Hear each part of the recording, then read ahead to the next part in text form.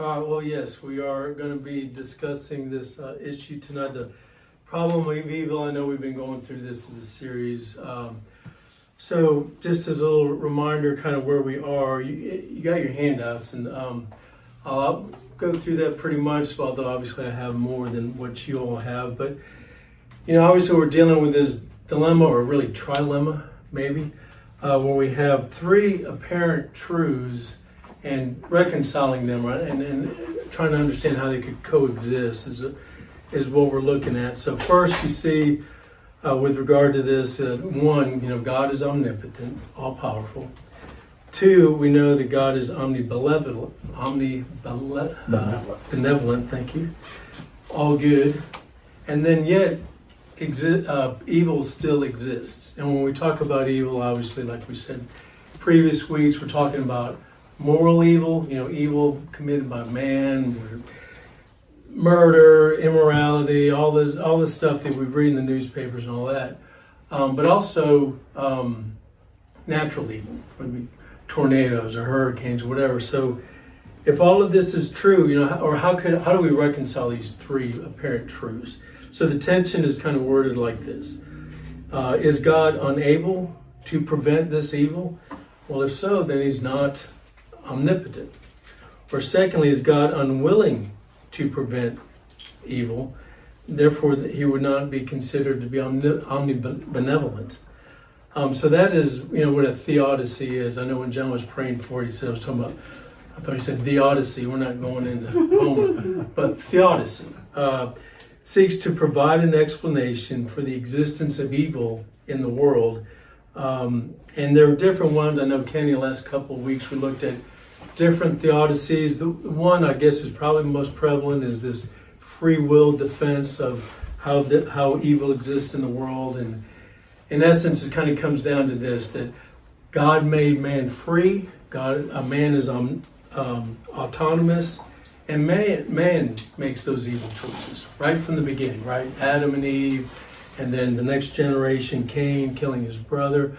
So I guess in their mind, it kind of gets God off the hook, so to speak, that God's not responsible for the evil. Man commits evil. And it's this idea that man's autonomy is so to be valued, and it outweighs God's, or the need to do away with evil, I guess. That man's autonomy is more important than preventing evil in that kind of theodicy. We looked at the problems of that last week, that the main problem is it lacks biblical support, right? And it kind of undermines the idea of total depravity. If man doesn't truly have free will, because man is in our natural state, we are depraved, we are anti-God. So one thing in the chapter that I've done from this book, and again, it's this book here, it's a thick book, but anyway, the chapter I covered, to me, is kind of like the lens through which we need to consider this idea of theodicy. But the book was pointing out that this was not really as big of an issue until the Enlightenment. We had theologians that talked about the existence of evil, whether it be Augustine or Anselm or whatever, but it's pretty much just accepted this is how the world is created, and man just kind of accepted that in this world there is evil. But with the Enlightenment, you had this notion of humanism, really this elevated view of man, that man now is the center of all things. Man is the measurer of all things, that man's not necessarily subservient to God, but in fact, God needs to answer to man, and man's idea of ethics and fairness and good and evil and all the rest. So these philosophers during that time challenged God's nature, really God's existence even. So again, with this chapter, this is kind of the foundation to me. How do we consider this question? This is the lens through which we would need to address, or really the starting point to develop a proper theodicy, what we're going to be looking at tonight. So as we consider this theodicy, the name of the chapter that I have is, I guess you can see it in your outline there, is that God is the transcendent author of history. So transcendent, I guess the first thing we need to do is really define what that means. Transcendent means above and beyond the physical realm. right? Beyond the material world as we know it. So in order to consider God as being transcendent, we first need to recognize that the only way you can know a transcendent God is through his revelation. We can't aspire to him, or we can't gain knowledge of him but for his revealing himself to us. So you have the idea of the general revelation, that God reveals himself generally through his creation, and then also through special revelation. And we can pass that to Mike as he comes in. But anyway, so general revelation, God reveals himself through his creation, and then special revelation, he specially reveals himself through his word, and through Jesus, through the working of his Holy Spirit, and all of that. So as we look at this, if you have your Bibles, go ahead and flip to Psalm 19, or actually I think I have the verses really in the outline you have. But this is, a well-known passage of Scripture that talks about God's general revelation through his creation. So Psalm chapter 19, verse 1 says, "The heavens declare the glory of God, and the sky above proclaims his handiwork. Day to day pours out speech, and night to night reveals knowledge. There is no speech, there are nor are there words whose voice is not heard. Their voice goes throughout all the earth, and their words to the end of the world." So it doesn't matter what language, what culture, what background, creation itself speaks to the glory of God. And I think what we can look at this tonight about this is just one aspect of his creation that I kind of chose is the vastness of it. And we could talk about different things, with the beauty of his creation, or the power necessary for his creation, or even like the complexity, DNA or atoms and molecules, all the rest. But to me, I wanted to kind of, as we consider the transcendence of God, just consider the vastness of his creation. And I may test your memory now as far as physics or science, whatever, but obviously in order to measure the known universe, in order to measure space, we use the term light years, obviously, because of the vastness of this universe. So we know that light travels about 186,000 miles a second, not an hour, 186,000 miles per second. And just to put that a little bit in perspective, the Earth is about 25,000 miles in circumference. So light could circle Earth 7.5 times in 1 second. All right, just to put a little perspective. 1 second it travels the circumference of the Earth. It could, I guess if it were flat or straight. But anyway, 7.5 times in a second. So, just consider, when we talk about a light year, I know, again, we can talk about big numbers, and it's really just a number, but to try to maybe put it in terms we can better understand, when you just think about literally light traveling, how the distance it could travel in 1 year. We're today's February 12th, New Year's, 6 weeks ago. Light was traveling this entire time for and for the rest of this calendar year. Obviously has 1 light year, but you just think about the distance of that. The Milky Way galaxy is 100,000 light years in expanse. So it takes light 100,000 years to travel the span of the Milky Way. And then we know of the known universe, or the Hubble telescope, that the Milky Way is but one galaxy among about 150 billion. That's what he wrote in the book, but I looked it up at Google just to check on that. And right now they say maybe there are estimates from 200 billion, so even a trillion galaxies in the universe. And the Milky Way is estimated to have 100 billion stars. The Virgo galaxy has over 5 trillion stars. And again, those are just huge numbers that we can't, it's just a big number. But to appreciate it a little better is to think about it this way. There are more stars in the known universe than individual grains of sand in all the beaches, all the deserts, in the entire world. All right, there are more, and then there's estimates of maybe 10,000 stars per grain of sand. So, this is hard to imagine that is what, truly the heavens declare the glories of God when we just ponder that. And I have this other passage in your outline there from Isaiah where, in essence, God is just kind of inviting us to consider his creation, consider the galaxy, consider the stars. And I'm going to read Isaiah 40, verses 25 and 26, but I want to read it kind of in reverse order. Verse 26 says, God says, in essence, lift up your eyes on high and see. Who created these? He who brings out their host by number, calling them all by name. In essence, God knows each of these stars by name. By the greatness of his might, and because he is strong in power, not one is missing. And he says, to whom then will you compare me, that I should be like him, says the Holy One. So again, if we just, as a little background to this topic, just think about the vastness of the creation. That just speaks a little bit about God's transcendence, right? And again, we could have done different aspects of his creation, but just the size of it, the expanse of it. So when we think about God as being truly above and beyond the physical realm, beyond the material world, he is truly other, right? That with this, with his transcendence, what comes along with that, certain truths that I have again listed in the outline there. First, with him being above and beyond the known created universe, that he is eternal, he is infinite, all-powerful, he is self-sufficient.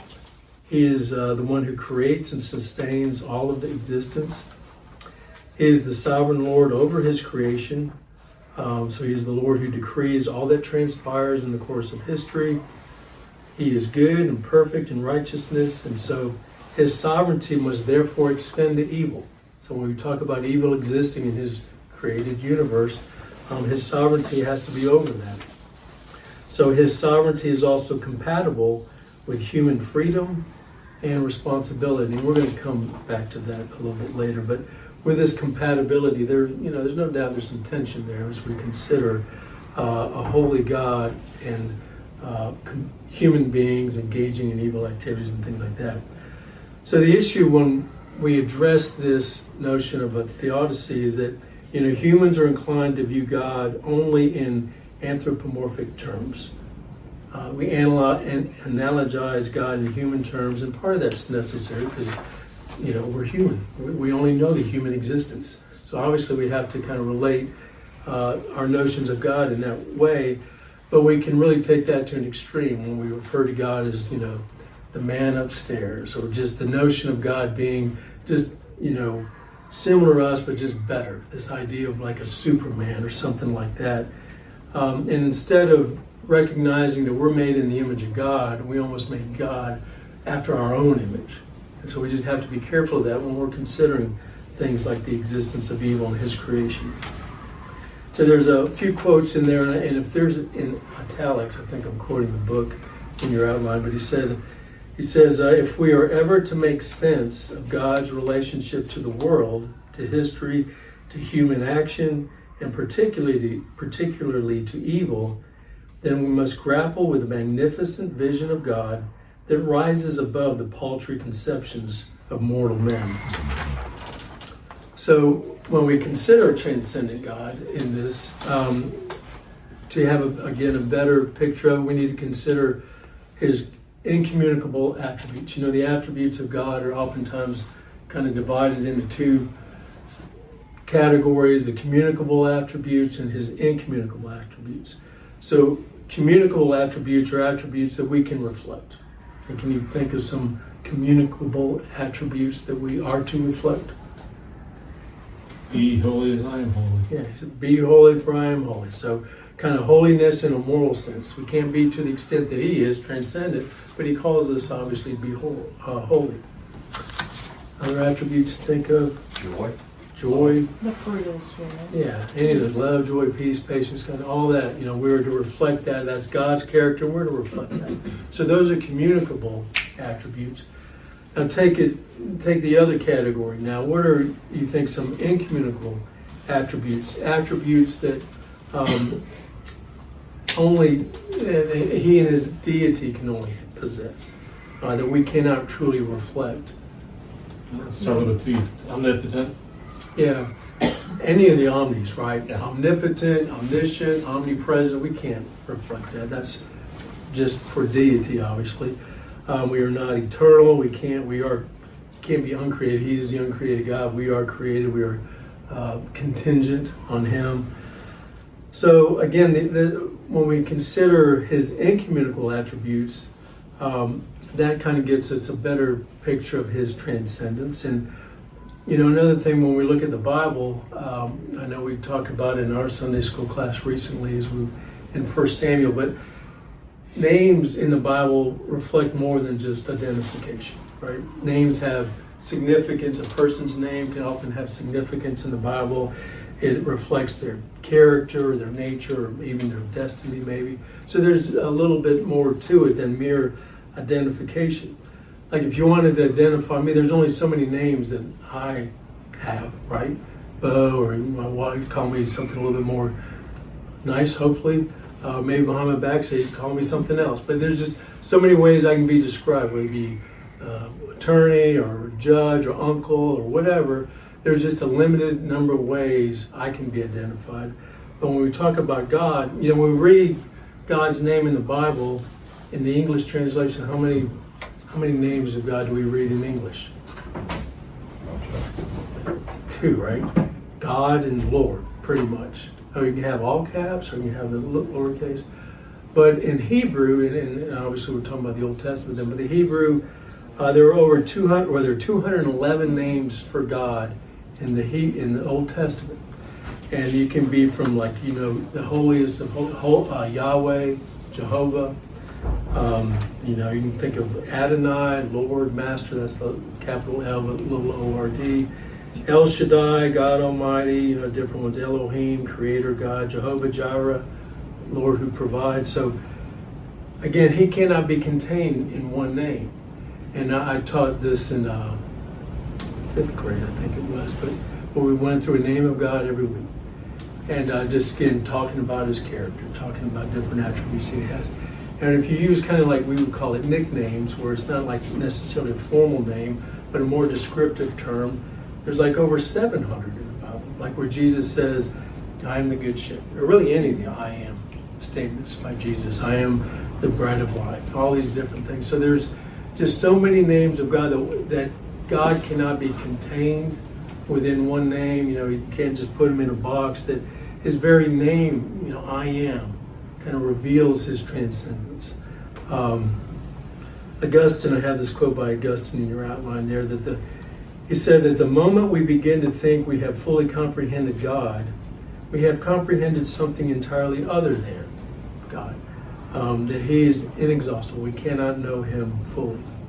And we think about that, him obviously being a creator, and we are His creatures, so obviously our existence is conditioned on Him. We are dependent upon Him, we're accountable to Him, but He owes us nothing, right? We owe Him everything, but He owes us nothing. I remember when I was a kid, and I was at the store with my mom, and I was wanting to buy something. I was justifying how I could afford this, and I said something like, well, Dad owes me something for my allowance. Dad owes me X amount of dollars. My mom quickly corrected me, saying, your dad doesn't owe you anything. If he chooses to give you an allowance, that's a good thing.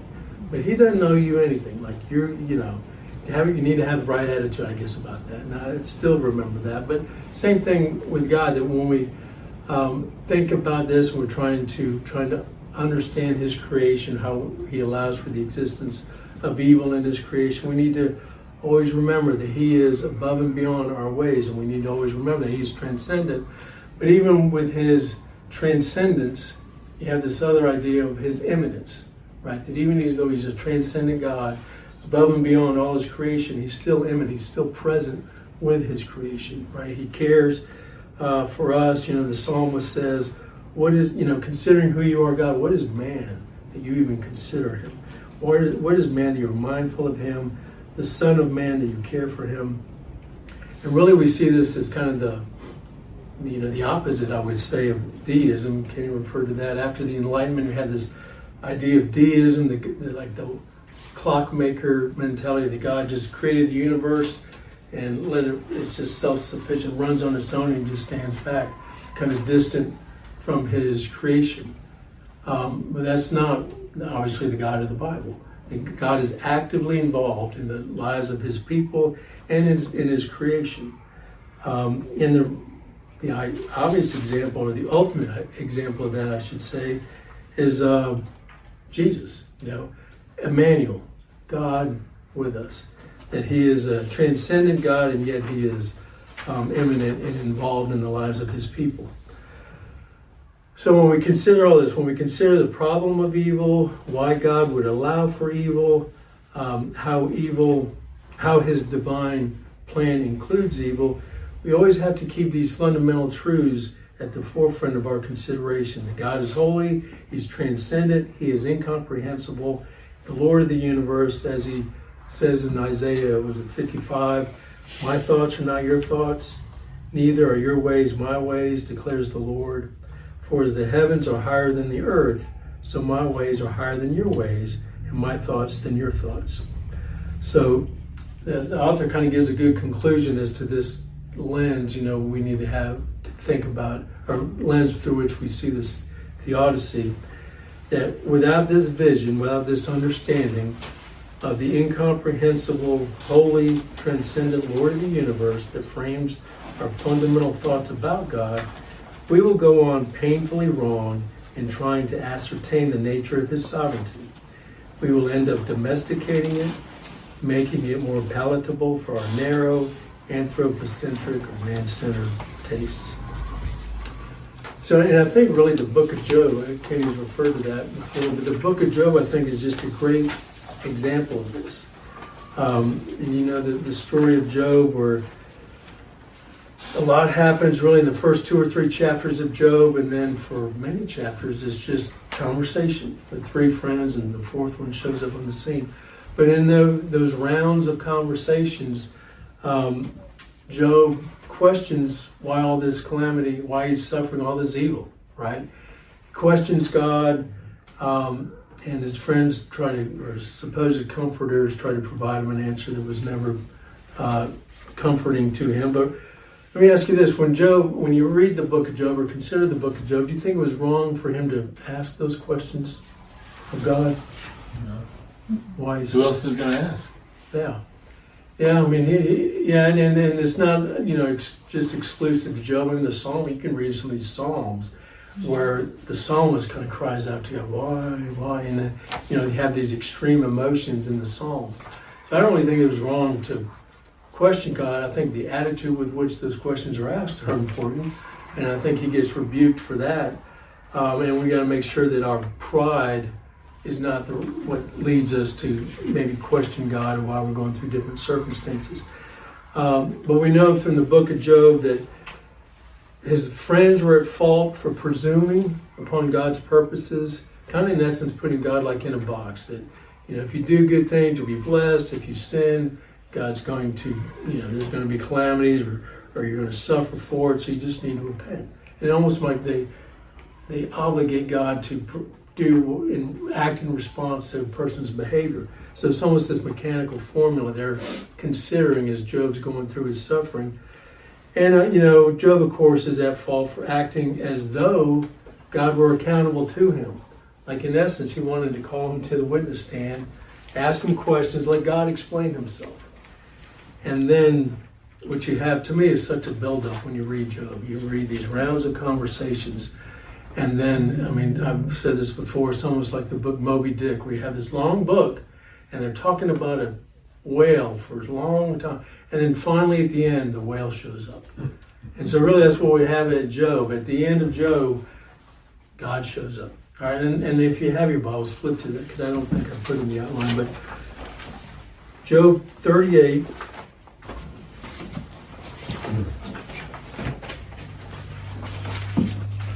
We have, a revelation of the transcendence of God, really, in Job's response.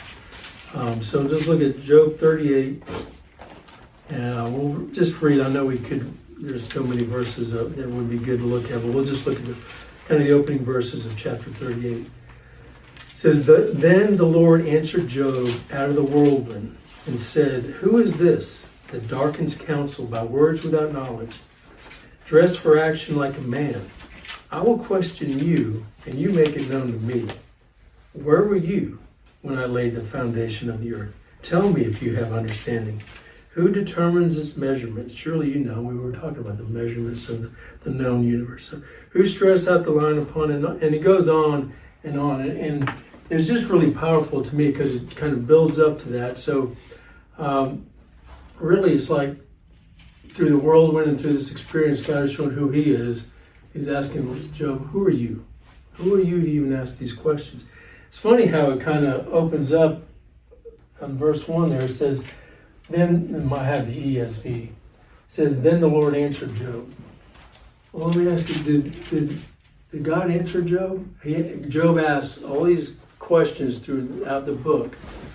And as far as I can tell, I mean, I hadn't compared it, but I think, this is, God speaks in chapter 38, 39, 40, and 41. I think we have 4 pretty much chapters devoted to God's speech.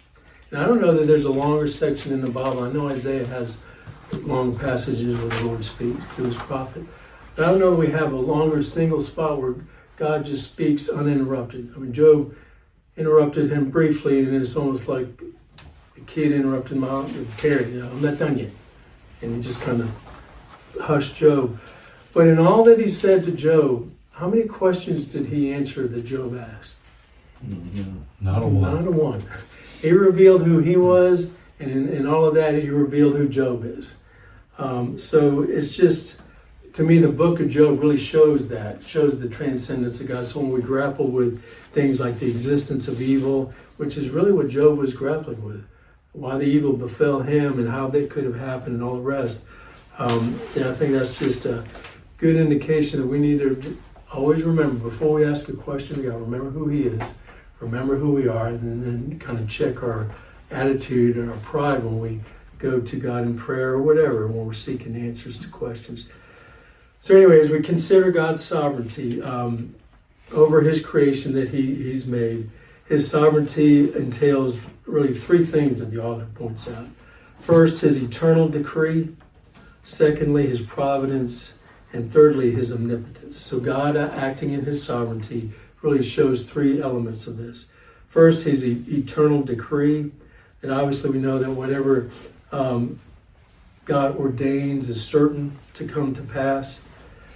The author writes that before the onset of material and chronological reality, God ordained everything that comes to pass, establishing the course of time and history from the beginning of creation to the eternal kingdom that he will establish in the future. So in essence, this is kind of the name of the chapter that I was covering. He is the transcendent author of all of history, right? He is the author of history. He's the architect of it. And I know people have said this and it kind of sounds corny, but when we talk about history, we really need to recognize it is his story. It's the story about God. And the ultimate purpose of his story is to reveal his glory.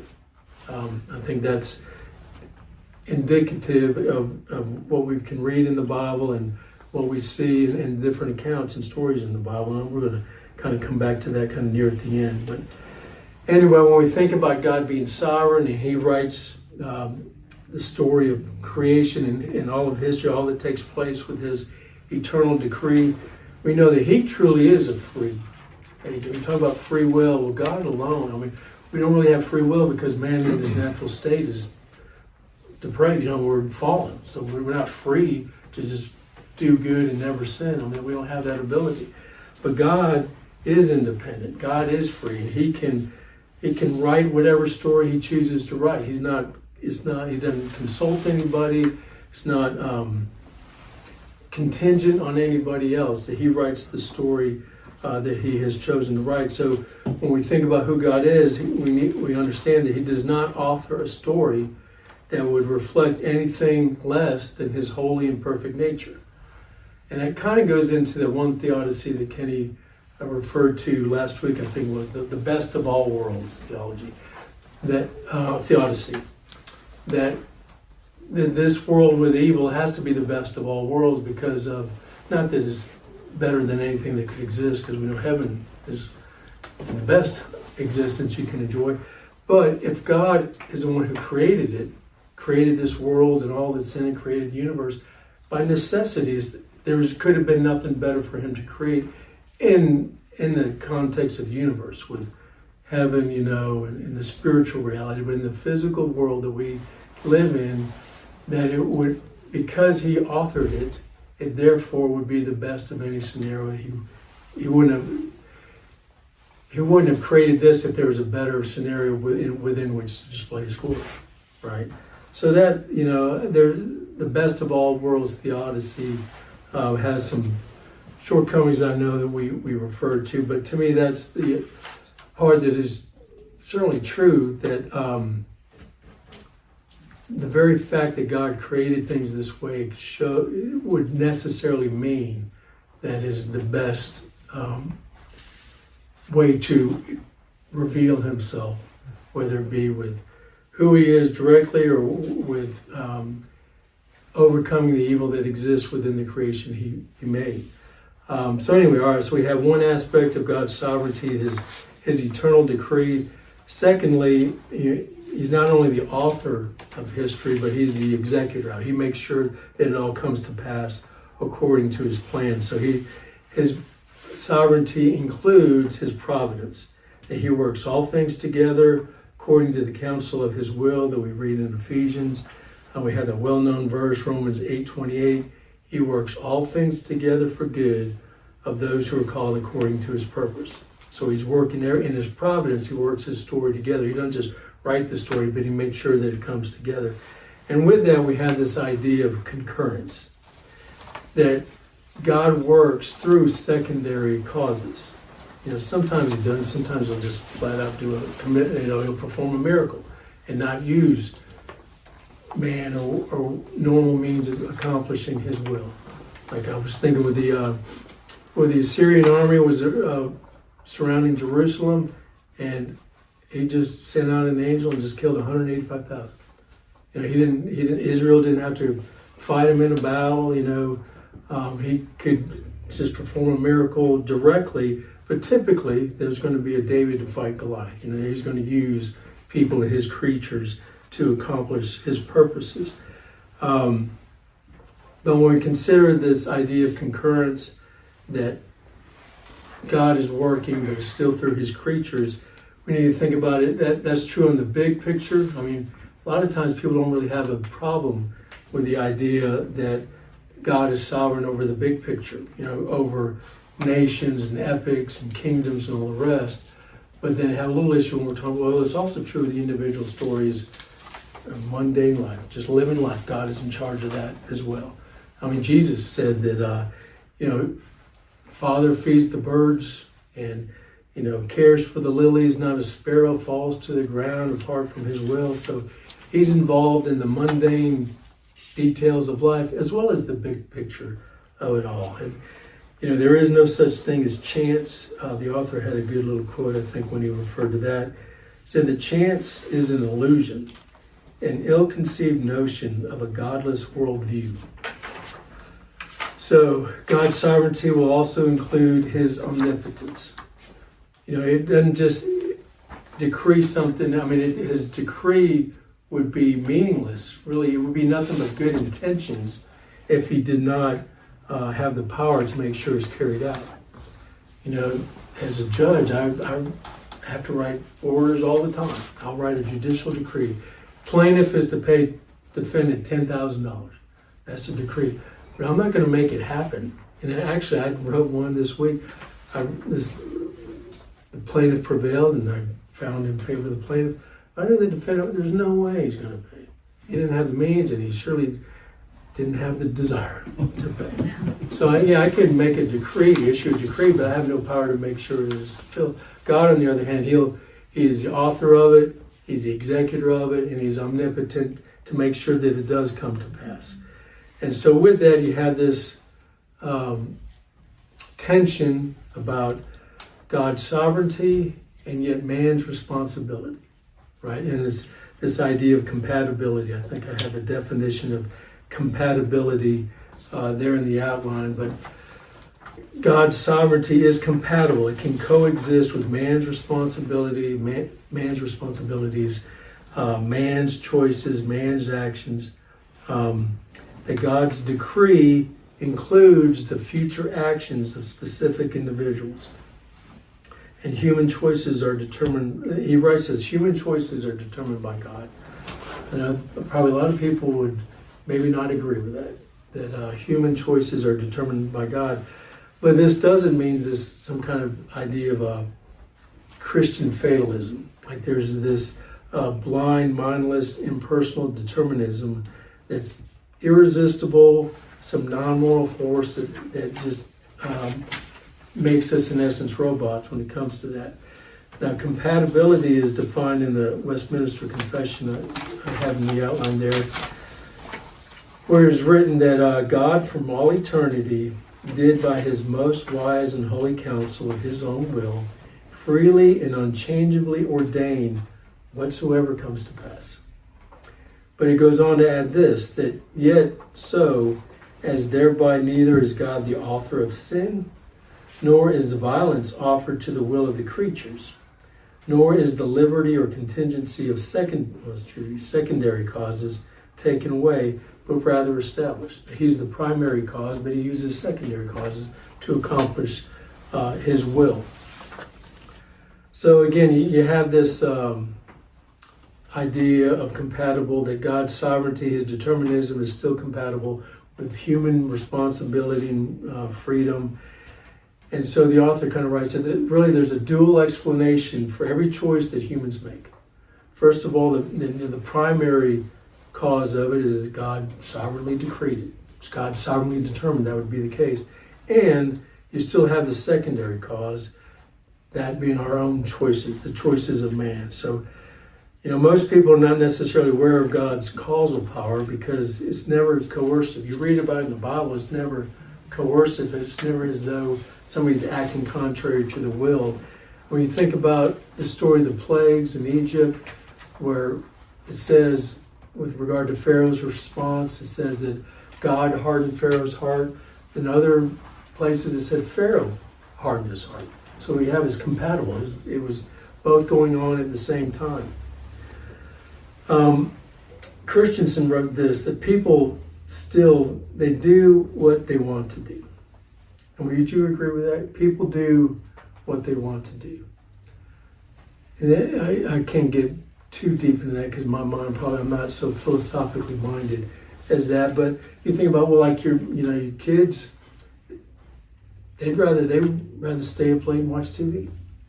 You make them go to bed, they're not doing what they want to do to a degree. On one hand, they're not doing what they want to do. They'd rather stay and watch TV.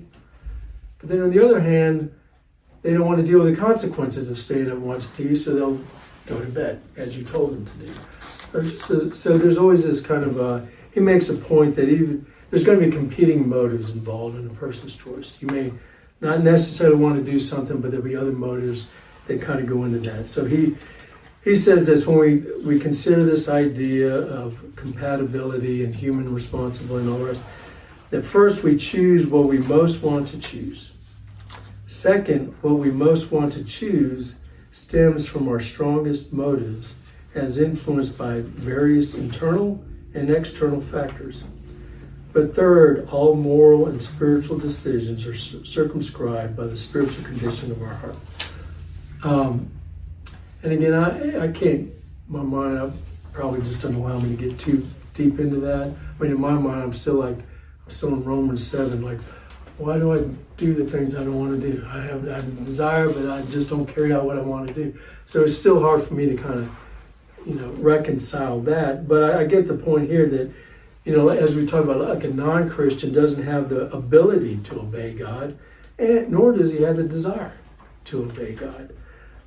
So it requires God's intervening in that person's life. So you do have this idea of compatibilism, and the Bible teaches. I mean, there's plain teaching on that in Proverbs. I don't know that I put these verses in your outline, but Proverbs 16:9 says, "The heart of man plans his way.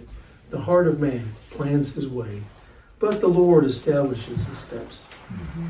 And also Proverbs 21, "The king's heart is a stream of water in the hand of the Lord. He turns it wherever he will." So again, you have this idea of God's sovereignty involved in it, but man doing what he chooses to do. And really you can think of different stories in the Bible that is illustrated. One is in Jonah, obviously the story of Jonah, but when he's in the belly of the fish, he prays to God in Jonah chapter 2, and he prays to God and says, "You cast me into the deep, into the heart of the seas." Well, God didn't cast him off the ship into the sea. The sailors did, right? But he ascribes that to God. And maybe the most well-known, or at least in the Old Testament, the story of Joseph, right?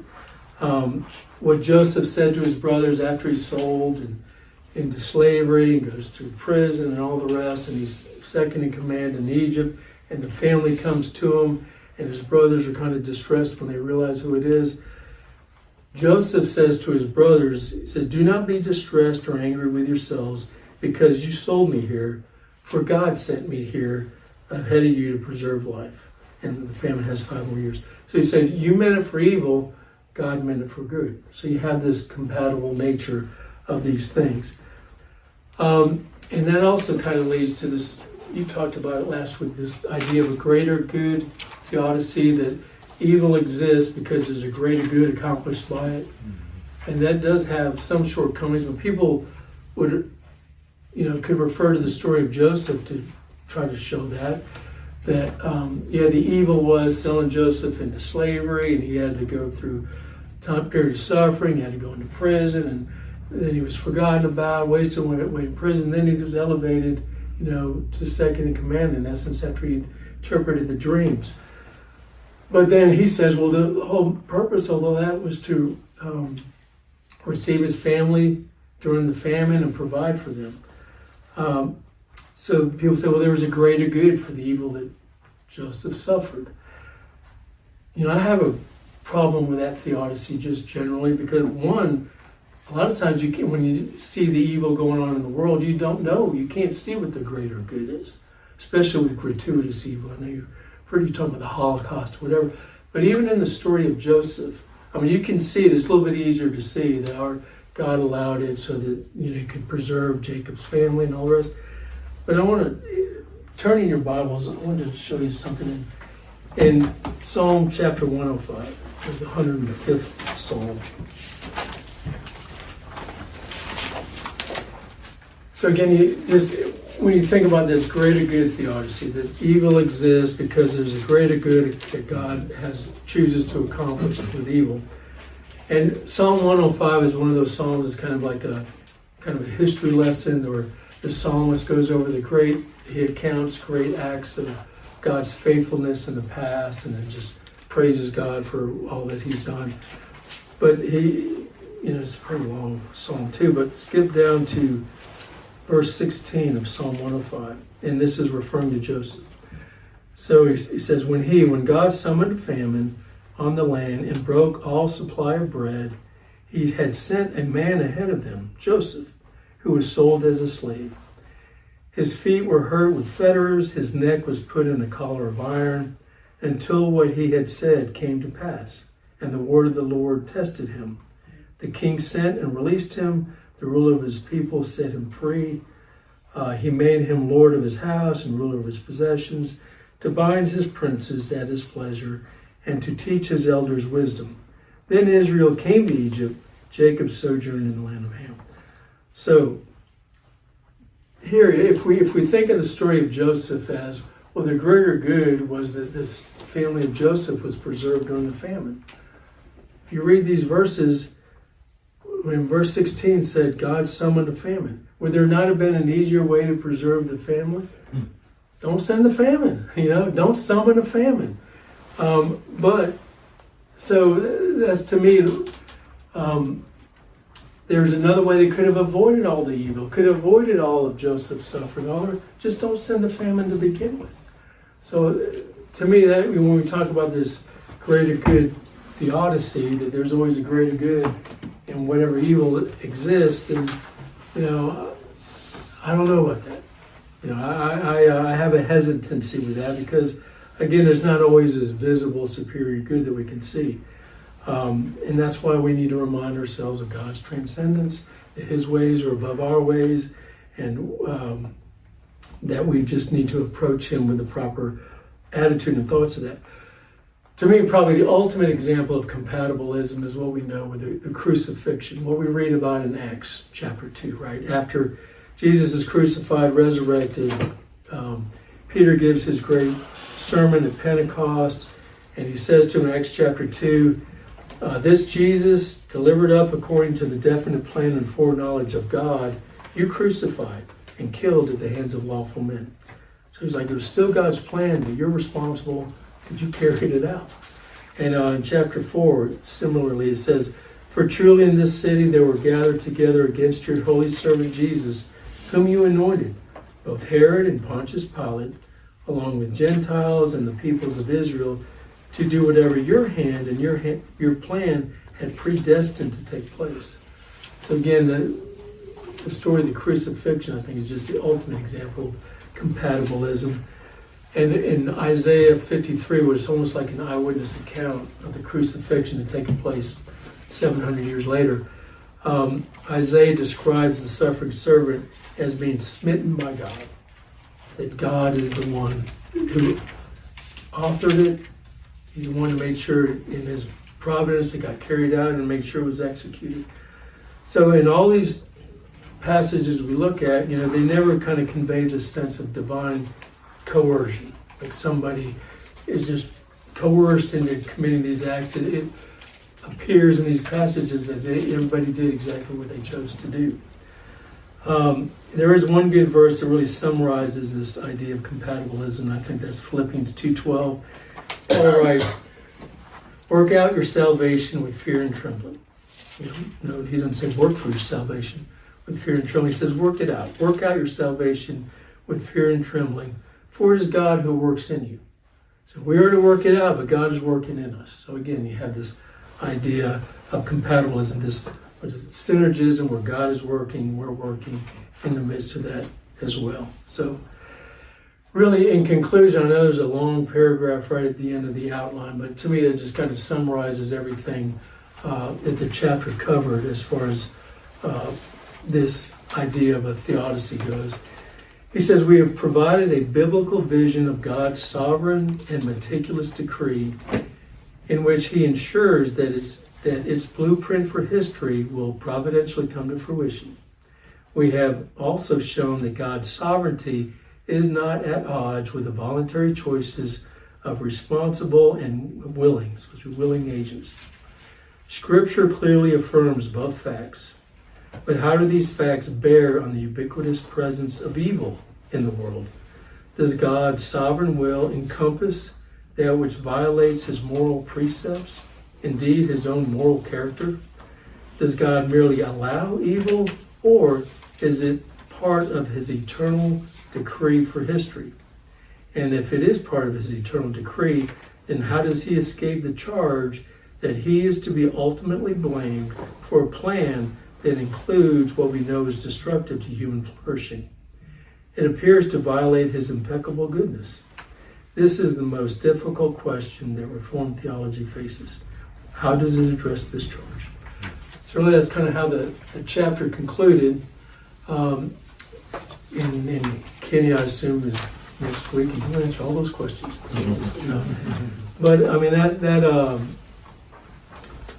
kind of is, again, what needs to be the foundation as we consider, this theodicy, the existence of evil with an omnipotent, an all good and omnipotent God.